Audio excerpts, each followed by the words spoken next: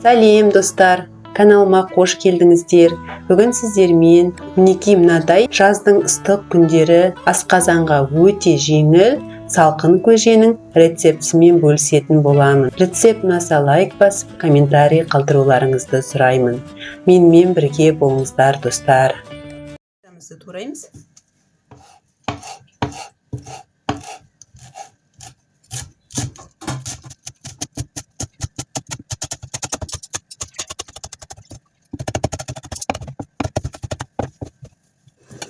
Саламыз.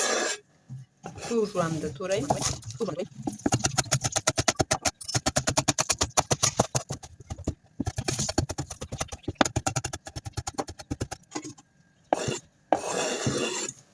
Менде тұздатылған укропымды саламын. Қиярымды турап аламын.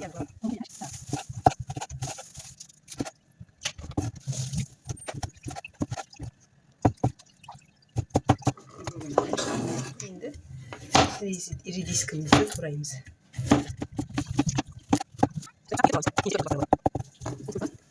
Редискімізді саламыз. Тұзымызды саламыз. Қара бұрышымызды саламыз. Лимон шырынын құям.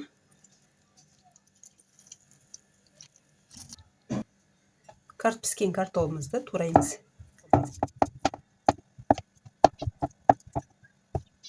Кубиктеп турап, айранымызды құямыз.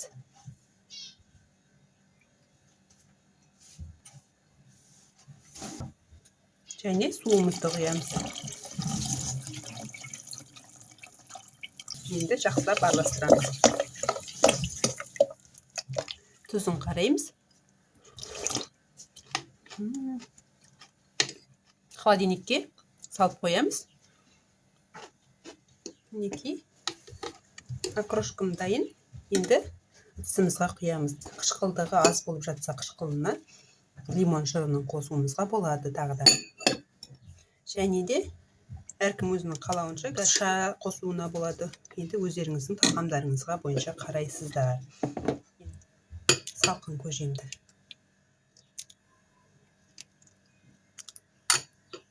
Міндетті түрде көжемізді салқын күйінде ішеміз. Бөдене жұмыртқасымен әсемдейміз. Кез келген жұмыртқа салуға болады. Қарайсыздар.